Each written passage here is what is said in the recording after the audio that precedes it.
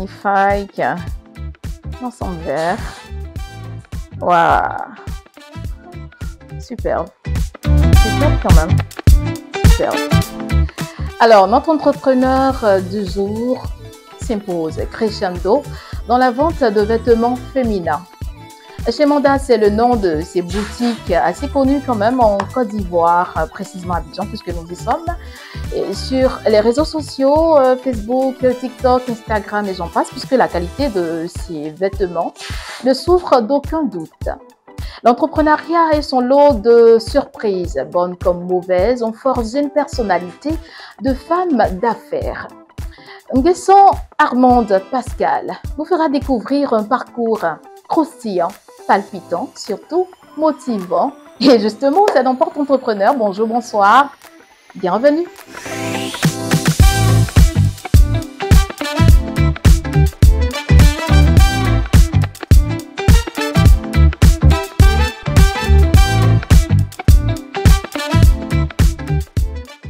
Eh bien, vous êtes sur Savane TV, vous avez raison, vous faites très bien d'ailleurs. Aujourd'hui, nous sommes avec Manda, l'entrepreneur, femme d'affaires, coriace, entreprenante et dynamique. Manda, comment tu vas? Ça va super bien. Ça va, on va se tutoyer, hein, c'est bon. D'accord. Manda, le diminutif de Armande. C'est ça. Qui t'a donné ce super petit nom? Des amis, des connaissances qui aiment bien me titiller. Ils m'appellent Amanda. Donc j'ai bien aimé Manda. Manda. Ça, c'est depuis toute petite, c'est ça? Au collège. Au collège, ok. D'accord. Alors, Manda, avec toi, l'entrepreneuriat, ça date de longtemps, hein, vraiment tous les entrepreneurs que je reçois là. Et il y a longtemps, vraiment. Depuis la tendre enfance avec maman qui commercialisait des jus de fruits. On revient sur la genèse. Comment c'est passé dans le temps? Je suis née d'une mère qui était commerçante, qui l'est toujours d'ailleurs. Et depuis petite, j'étais toujours à ses côtés quand elle faisait, quand elle vendait. C'est moi qui recevais les clients à la maison. J'ai toujours grandi dans ce milieu-là, en fait, de commerçant, mais ça n'a pas toujours été... Il n'y a pas toujours eu tout de suite eu ce déclic-là. Sauf que j'avais pas le choix, puisque maman, j'avais pas trop le choix. Donc, tu étais contrainte à servir. Lorsqu'on tape au portail, il faut servir. Donc, j'ai grandi dedans et... Donc, tout de suite, tu n'aimais pas, en fait. Franchement, j'aimais pas. Je n'ai pas vraiment aimé. Je voulais plutôt aller jouer. Et souvent, j'étais obligée de laisser mes amis venir servir les clients. Là, j'étais une petite fille, donc t'agaçais un peu. Mais après, ça m'a servi. Ça m'a, je lui dois vraiment de m'avoir forgé parce que ça m'a beaucoup aidé à la longue. Donc, tu comptais l'argent dans le temps? Oui, je comptais l'argent de maman. C'est moi qui était sa comptable. Je comptais tout. Quand elle finissait de vendre, qu'elle allait au marché, elle revenait le soir. C'est moi. Elle avait son petit sac. Elle m'envoyait... elle m'appelle Pascal. Pascal vient compter mon argent, je compte. Pascal avec eux, hein? Avec eux. Pascal vient compter mon argent. Et donc, c'est moi qui comptais. Donc, j'ai tout de suite vu un contact très rapide avec l'argent. Tout ce qui est l'argent, j'ai toujours compté l'argent. C'est-à-dire que dans le temps, ta grosse somme, c'était combien? J'avais compté 2 millions pour maman. 2 millions, oui. Ouais, pour l'achat de son terrain, on a compté l'argent et puis voilà. Et bon, à quel moment, dans le temps, tu n'aimais pas vraiment la chose, hein, de tout ce qui est commerce, à quel moment tu commences à vraiment cultiver dans le cœur l'entrepreneuriat ou le commerce, à quel moment?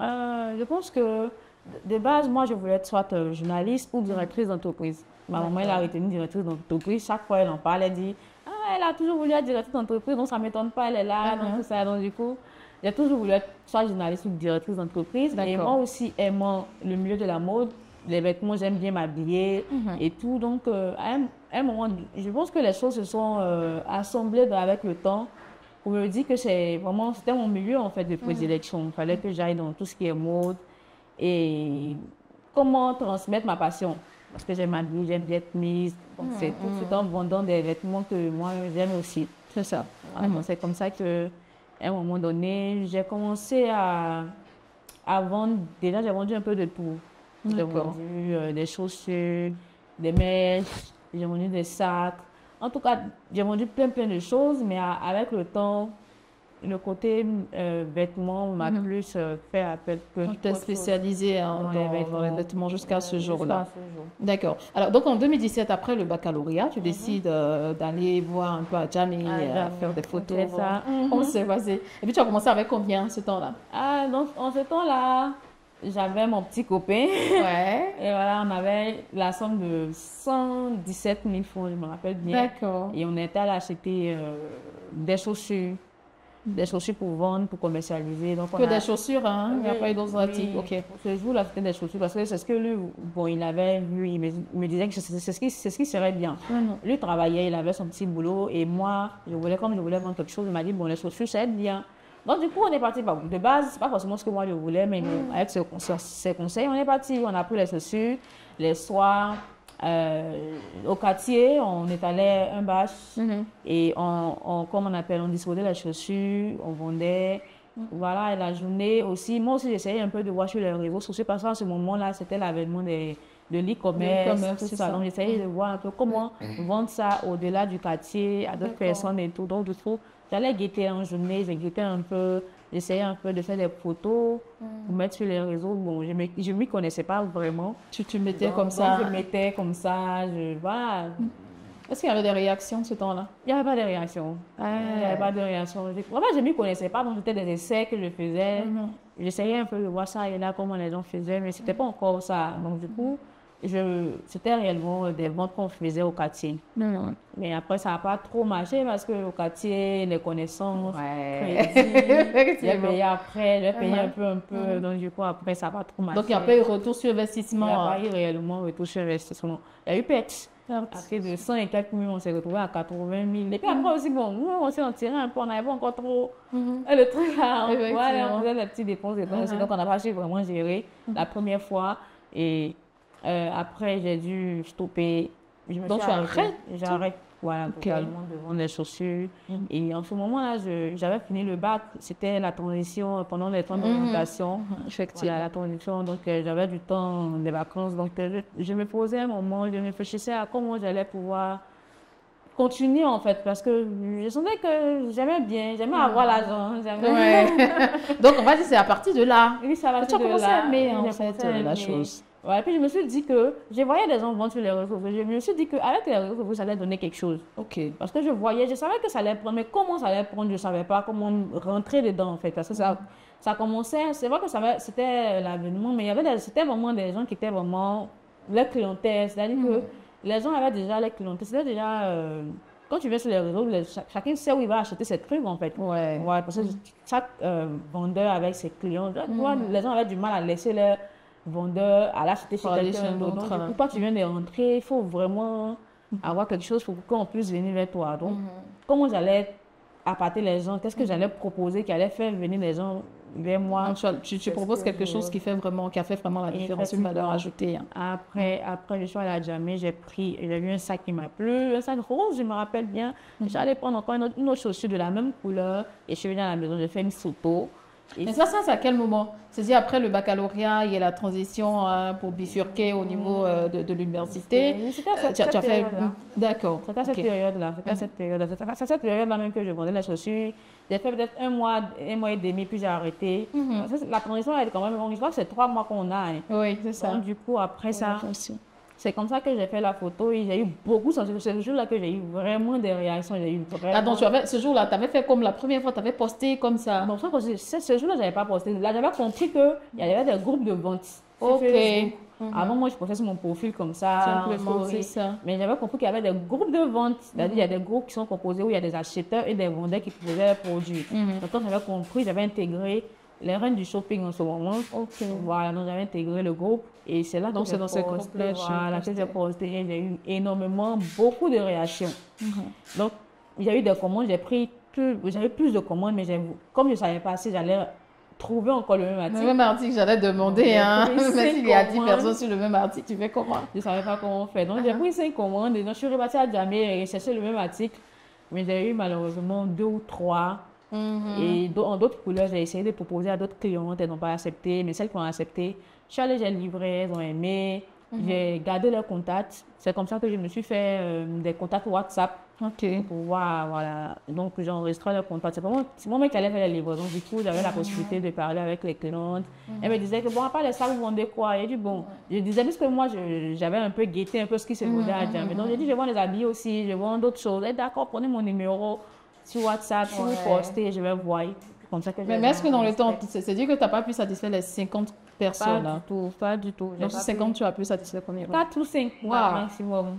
Parce que je ne pouvais pas avoir la tique. C'est ça. Je ne pouvais pas avoir la C'est tique. de la fripe pendant le temps? C'était un sac fripéry que j'avais pris avec une chaussure, pas fripéry, une chaussure. Donc, toi-même, tu as accessoirisé selon ton goût et puis ça belle image et puis ça a porté. Ah, voilà. Donc, après cette étape, tu fais quoi? Après cette étape, j'essaie encore de chercher d'autres choses. Qu'est-ce qui va plaire encore après je vais. Donc, ça c'est devenu un moment où je prenais un peu de tout pour savoir ce qui allait réellement marcher en fait. Puisque pour le sac et la chaussure, je ne m'y attendais pas à autant de réactions. Donc, je me suis dit peut-être que j'ai fait un peu de ça et là, on verra bien ce qu'il va prendre. Donc, j'ai donné des mèches. Je crois que les mèches aussi, ça m'a beaucoup souri, mais c'était un peu lourd par rapport à moi, mon budget. Les mèches, ça coûtait cher. Les mèches naturelles. Voilà, donc c'était vraiment des gros risques que je ne voulais pas prendre parce que je n'avais pas vraiment les moyens. Donc, entre par exemple les chaussures, ça ne coûtait pas trop cher. Je pouvais quand même aller payer et puis aller redonner à la cliente. En tant que si c'est les mèches que je paye et qu'elles ne font pas, ça va peser. Donc, je ne pouvais pas trop m'engager sur le terrain des mèches. Donc, j'allais prendre des trucs sains comme des chaussures, des sacs, des habits. Donc, un peu, petit à petit. J'ai commencé à connaître le milieu des fournisseurs un peu de tout. Parce que quand j'allais à Djamé pour faire les achats des clientes, je me renseignais, par exemple, je vois tel article qui peut moi m'intéresser parce que je me suis dit, ça me plaît, certainement que ça peut plaire à d'autres personnes. Donc quand j'allais, je demandais, mais tiens, ça... Donc le fournisseur t'orientait quand même. Voilà, ça on peut trouver ça où, par exemple, il m'a dit, va demander là. C'est comme ça que je suis allée, j'ai demandé jusqu'à ce que tomber maintenant dans le milieu maintenant des vêtements. Le premier jour quand j'ai arrivé dans l'espace, c'était au forum à Djamé, j'étais émerveillée de voir les vêtements. Mais c'est ce que je recherchais. C'est ce que je recherchais parce qu'il y avait de tout type de vêtements. Tout. Donc je te dis tout de suite là, wow, j'ai vu le repère, il faut que je me spécialise en ça. C'est ce que je veux faire en fait. C'est ce que je veux faire. Donc du coup quand j'allais, je discutais avec les fournisseurs, je vais prendre les photos. Donnez-moi vos photos d'illustration déjà, parce que quand ils commandent, ils viennent à travailler avec des photos d'illustration. C'est ça. Donnez-moi les photos d'illustration, je prends les contacts. Moi aussi, je fais les photos. Et puis, j'allais proposer. Donc, je faisais un peu du dropshipping. Je postais quand il y avait des commandes, j'allais prendre et j'allais livrer. D'accord. Voilà, donc ça a commencé comme ça. Et j'ai vu que ça prenait bien. Je postais sur le groupe de vente. Et j'enregistrais aussi les clients sur WhatsApp, où je postais aussi sur WhatsApp. Donc, j'avais quand même des clients qui étaient réguliers, qui aimaient vraiment les vêtements. Donc, elle venait une fois, elle commandait 2 fois, elle commandait 3 fois. Donc, en tout cas, en ce moment-là, il y a vraiment des clients qui m'ont vraiment... Parce que moi, de base, comme je dis, je n'aimais pas vendre. Donc, depuis que je suis quelqu'un, j'avais beaucoup honte, j'avais beaucoup honte. Approcher, hein? Approcher les gens, c'est compliqué. Donc, du coup, mais quand même, quand j'allais livrer les clients qui m'encourageaient bien, dire, en tout cas, pour les jeunes filles, en tout cas, c'est bien. En tout cas, quand je finissais, j'avais une certaine satisfaction. J'étais vraiment bien, en fait. Parce qu'il y a des gens qui vraiment, ça m'a donné de la force. Ça m'a vraiment donné de la force. Parce qu'elles m'encourageaient, c'est bien, pour continuer comme ça. En tout cas, de ton courage. Il y a d'autres qui me donnent, elles me laissaient encore des pourboires. Franchement, ça va. Super. Oui, parce que c'est toi qui livrais. C'est moi qui livrais. Donc, du coup, quand j'ai fini, je dis, bon, ok, il y a une petite monnaie, 1000 francs, 1600, tu peux garder. Franchement, j'étais bien. Ça t'encourageait à continuer. Désormais, on peut avoir des pouvoirs de 100 000. Vraiment. Donc, Crescendo, tu ouvres la première boutique, c'est ça? Oui, Crescendo. Comment c'est passé? Pour la première boutique, en ce temps, j'avais mon petit copain qui lui aussi croyait en moi, qui croyait en moi, qui m'encourageait aussi. Franchement, j'avais eu de la chance de l'avoir en ce moment-là. Et lui, il travaillait et il avait eu la possibilité d'avoir un prêt bancaire. D'accord. Voilà, un prêt bancaire. Donc, c'est comme ça que j'ai repéré une petite boutique d'une dame qui cédait. Elle cédait avec tout le contenu et elle voulait, que quelqu'un prenne avec tout le contenu. Il y avait des articles à l'intérieur. Le comptoir. La boutique était totalement... était prête à emploi. Tu prends en même temps. Donc, du coup, c'était quoi, des tenues vestimentaires également? Des vêtements également. Des vêtements prêts à porter aussi. Donc, j'ai dit vraiment, j'aime bien la boutique. C'est vrai qu'on n'a pas les moyens, mais ce qu'elle propose, c'était vraiment beaucoup, mais Si on fait l'effort, je sais qu'on peut faire retour sur investissement. D'accord. C'est comme ça qu'on prend les formations et on prend la boutique. Et ça, c'est à Yopougon? À Yopougon, Maroc. Un peu dans le quartier. C'était pas en bord, c'est dans le quartier. Donc, du coup, c'est comme ça que je commence. Et je commence. En ce moment-là, je travaillais. J'avais commencé à travailler parce que après le BTS, j'ai eu la chance de travailler dans une boîte en tant que téléconseiller et call center. Donc, je travaillais et les gens allaient beaucoup au boulot. Donc, il fallait des vêtements pour tous les jours. Donc, même la friperie, à moins de coûts, tu peux avoir des tenues du lundi jusqu'au vendredi. Donc, j'ai pensé, parce que moi-même, en ce moment, je travaillais. Donc, je voyais en fait le besoin de toujours avoir des nouveaux habits. Donc, je compose que quand tu vas au travail, tu as tout le temps besoin de... Parce qu'on est des femmes. On n'est pas forcément toujours mettre les mêmes trucs. Donc, et puis après, c'est un grand budget. Tu dois prendre chaque jour au moins 100 000 dans les vêtements. C'est pas évident. Donc, du coup, comment trouver les vêtements à moins de coût, bien, ce serait plus bénéfique. Donc, c'est comme ça que j'ai commencé à me diriger vers la friperie. Et il y avait en ce moment celle avec qui je prenais mes vêtements pour aller au travail. Je prenais. Elle bossait à Djamé? Bon, je ne sais pas où elle prenait ses vêtements. Je lui ai dit que moi, je voulais prendre en gros avec elle. D'accord. Voilà, donc elle me fournissait les vêtements et c'est comme ça que j'approvisionnais la boutique en ce moment. Jusqu'à ce que moi aussi je fasse mes recherches pour savoir où je pourrais avoir des friperies. C'est comme ça que j'ai eu des contacts et tout. Donc c'est comme ça que ça marche. Ça a vraiment bien marché. C'est par là que les gens m'ont beaucoup connu dans le domaine de la friperie. Donc avec la petite première boutique, on faisait que friperie. D'accord. Et après, je suis encore, puisque je maîtrisais déjà le domaine des prêt-à-porter, donc après encore, je suis revenue dans les prêt-à-porter. J'ai commencé à essayer de faire les deux en même temps. Et quand les clientes venaient, elles venaient certainement pour la friperie, mais quand je propose les prêt-à-porter, elles n'étaient pas réticentes, elles prenaient aussi. Elles disaient, mais tiens, c'est que... Donc, tu as fait les deux en fait. J'ai fait les deux. J'ai fait les deux. J'étais beaucoup ancrée sur les friperies. Mais à un moment donné, ne pouvant pas faire les deux, j'ai dû rester dans les prêt-à-porter. Pourquoi tu ne pouvais pas faire les deux? C'était quoi le souci? En fait, la friperie, ce qui est compliqué avec les friperies, c'est que si le client ne vient pas en boutique, il faut que tu lui proposes les vêtements. C'est-à-dire, il faut que tu portes pour montrer au client. Par exemple, si tu as par exemple 100 vêtements à écouler, il faut que tu portes les 100 pour que les clients c'est compliqué. D'accord. Alors, pourtant, le prêt-à-porter, il y a déjà des photos standards qui sont prises au niveau du fournisseur. Et même encore, même si tu veux prendre des photos réelles par toi-même, au moins tu peux avoir au moins 10 ou 15 articles et tu portes seulement une seule photo pour épauler le reste. C'est plus bénéfique que les friperies où il faut porter. Les modèles sont uniques en fait. C'est ça en fait la difficulté avec les friperies. Donc, c'était vraiment beaucoup fatigant. On faisait les arrivages avec les friperies. Les clientes on redemandait. Ça se passait bien. Franchement, ça se passait bien, mais c'était vraiment fatigant pour moi parce que c'était moi qui faisais tout, qui gérait la boutique, qui faisait les photos, qui prenait les commandes, qui suivait les livraisons. C'était vraiment beaucoup épuisant. Et à un moment donné, vu que je maîtrisais aussi le domaine des prêt-à-porter, je me suis dit, bon, avec prêt-à-porter, c'est plus bénéfique. Tu prends une photo, tu peux prendre au moins 10 ou 15. C'est plus bénéfique, c'est moins fatigant. Donc, de la toute petite boutique à Yopougon, dans le temps, tu l'as grandi, c'est ça? Je l'ai toujours à Yopougon. Oui, à Yopougon. Cette fois-ci, on va du côté d'Ananuré. On laisse la petite boutique au Maroc et on prend un local à Ananuré qui est quand même en bordure de route, qui était bien, qui est grand, mais qu'il fallait tout refaire aussi. Parce que c'était un magasin brut. Donc, il fallait tout refaire, on a tout fait, on a fait des posts, il y avait quand même une petite communauté sur les réseaux.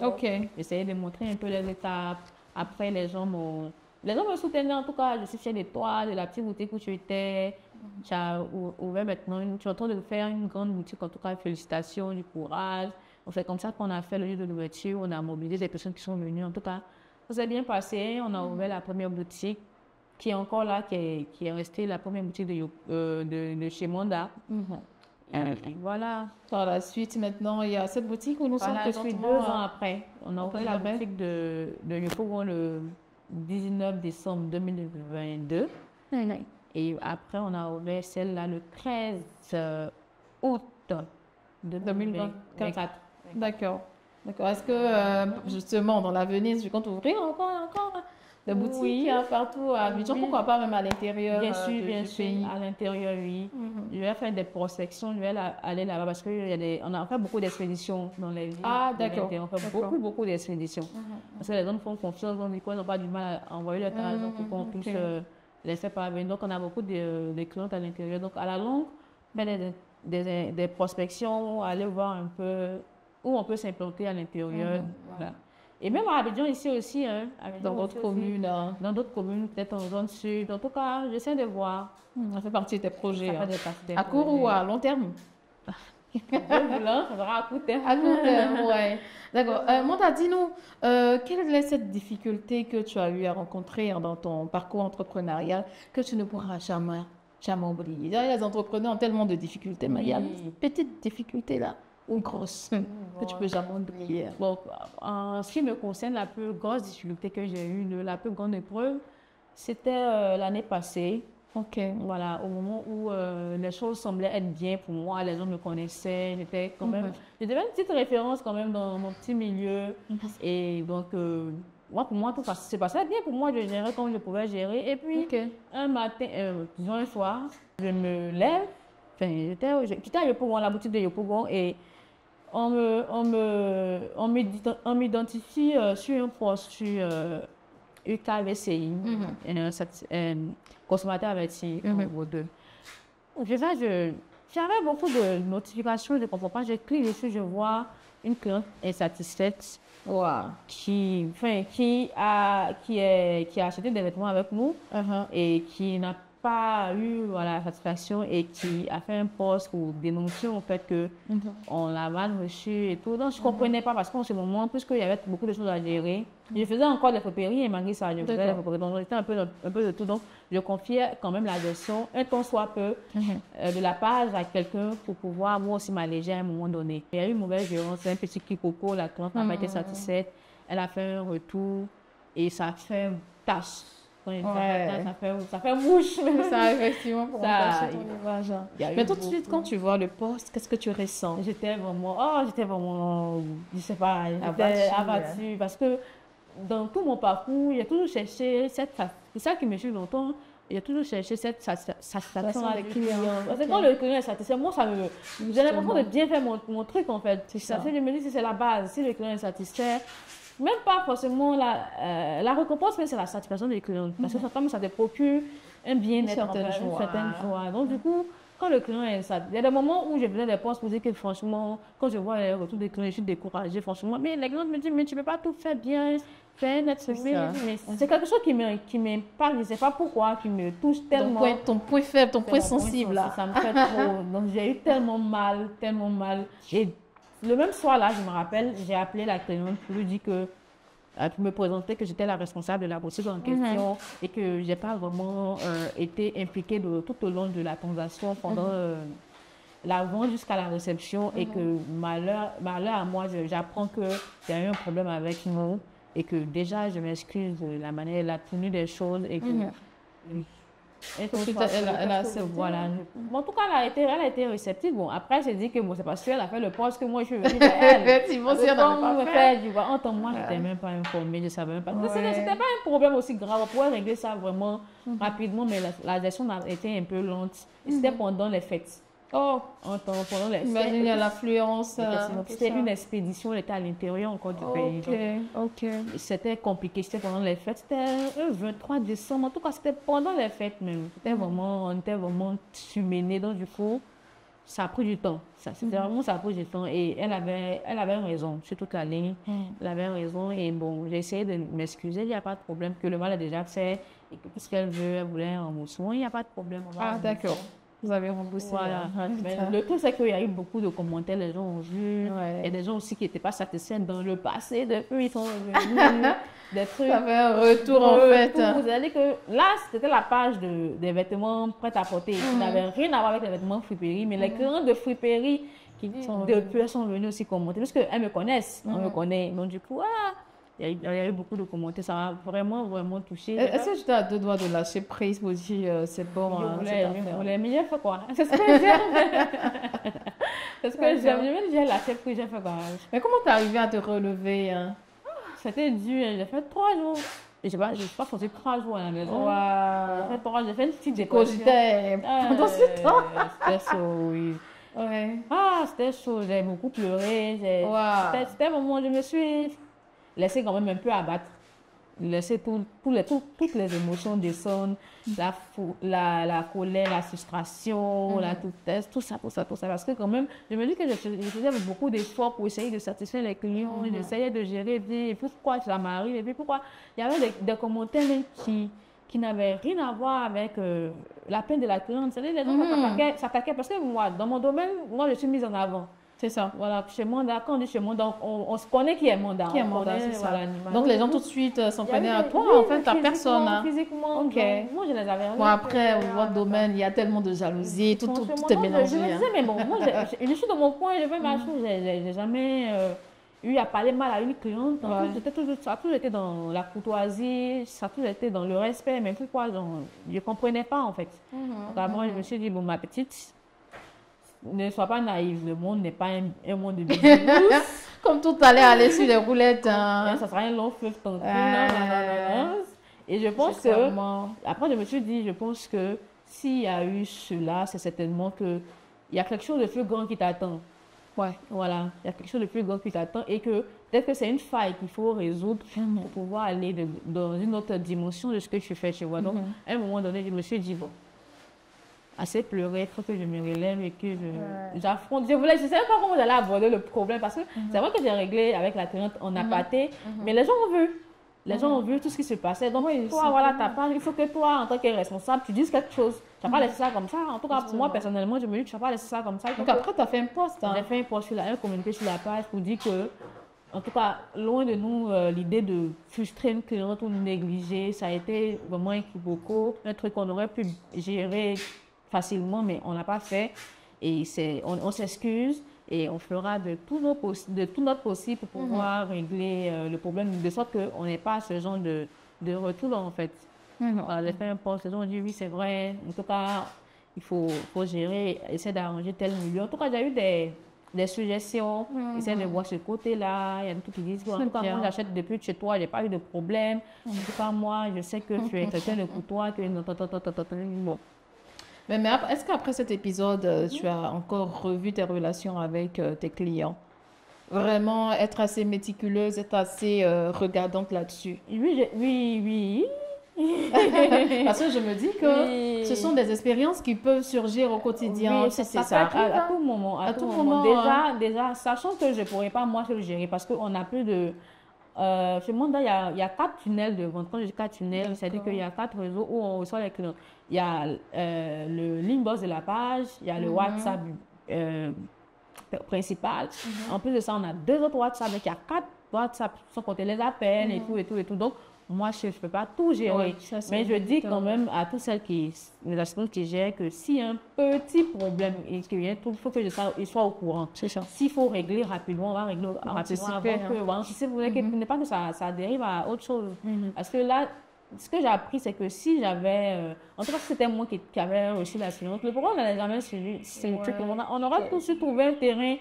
Elle aurait eu satisfaction. Si c'était moi, il y aurait de tactique, de manière, en fait. Voilà. Et bon, les gens qui gênent n'ont pas forcément ce truc que toi, tu veux transmettre, en fait. Donc, ça ne se passe pas toujours comme tu veux.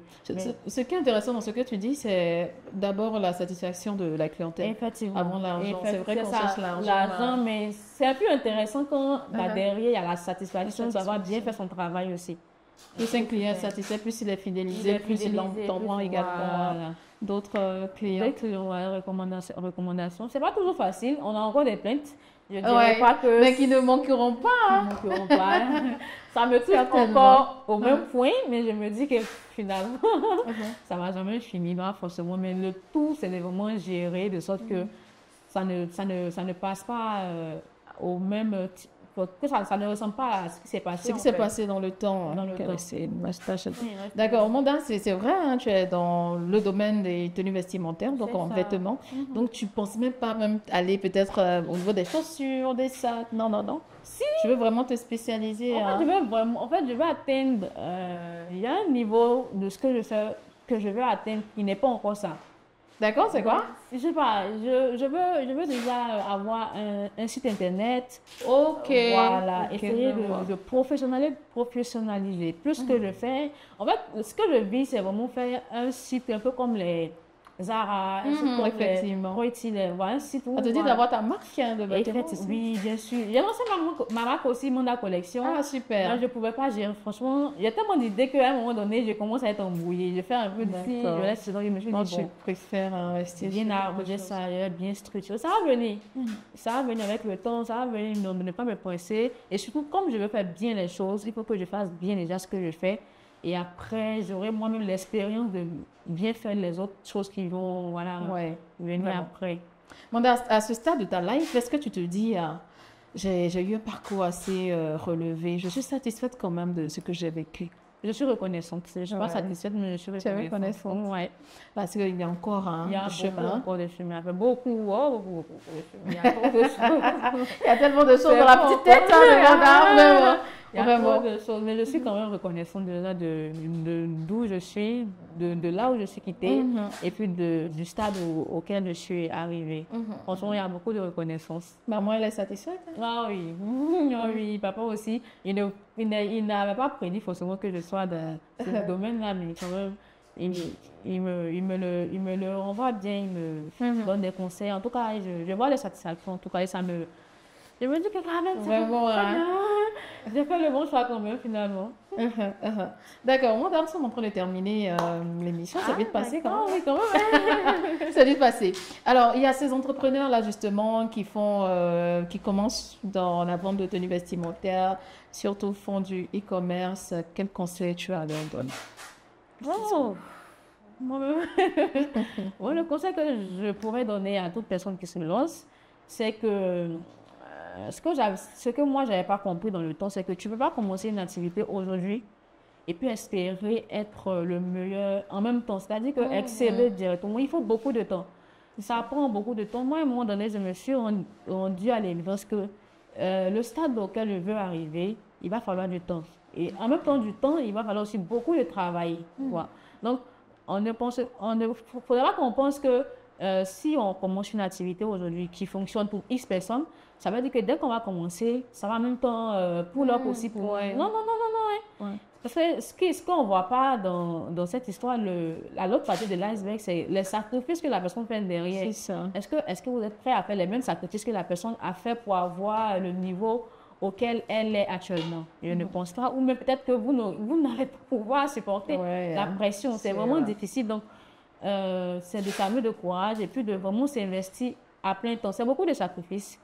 C'est beaucoup de sacrifices. Il faut sacrifier de son temps, il faut sacrifier de son énergie. Il faut vraiment s'impliquer au maximum. Chose que moi, je n'avais pas compris au début. Mais j'essaie quand même Comme on le dit, tu voulais suivre deux lièvres en même temps. D'accord. Vraiment s'impliquer d'abord, avant même de vouloir prendre des personnes pour Ok.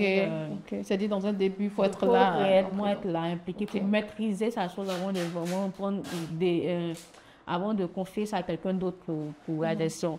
Donc c'est ça, c'est vraiment, ça prend du temps.